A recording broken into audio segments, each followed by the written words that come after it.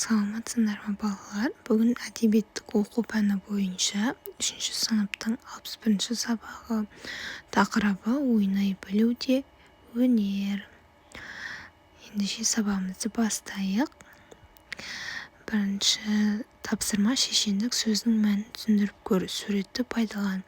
Қой асығы демеңдер, қолыңа жақса сақа қой. Жасы кіші демеңдер, ақылы аса аға қой. Яғни ақылды болу жасы үлкендікке емес ақыллыққа қарайды. Асықты дәл тигізу ептілікке, икемділікке байланысты.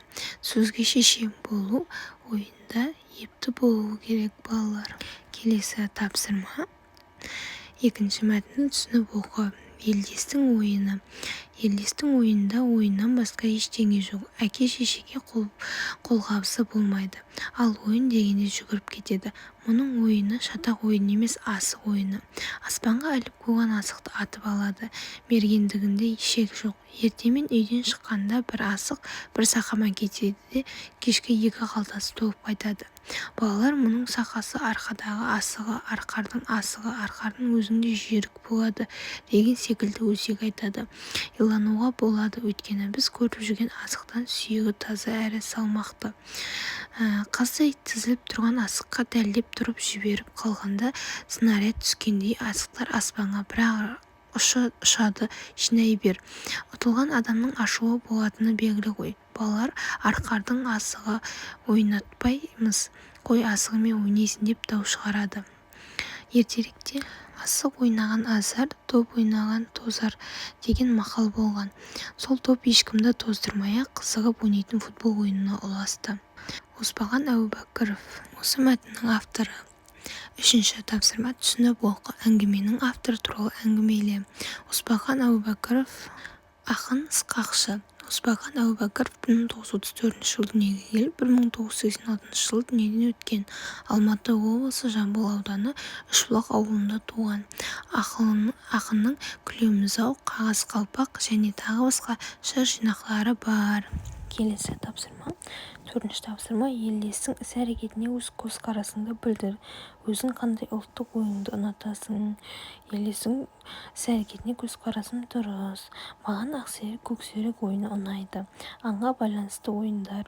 Ақсерек, көксерек, аңшылар мен қояндар, кірпіше қағу, қасқұлақ, ордағы қасқыр. Сен мәтіндегі негізгі ойдың бастауы, жалғасуы, аяқтауы болатынын білесің. Мұны шығарманың құрылымы композициясы деп атайды.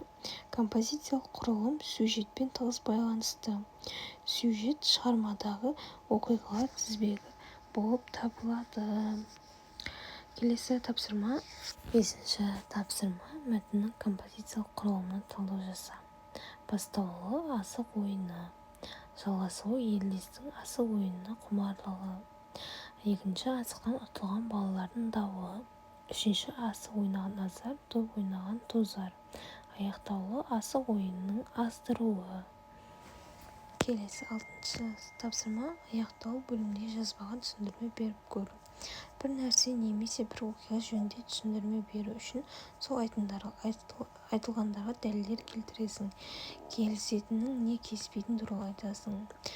Мәтіннің аяқтауы ертеректе асық ойнаған азар, топ ойнаған тозар деген мақал болған. Сол топ ешкімді тоздырмай қызығып ойнайтын футбол ойынына ұласты.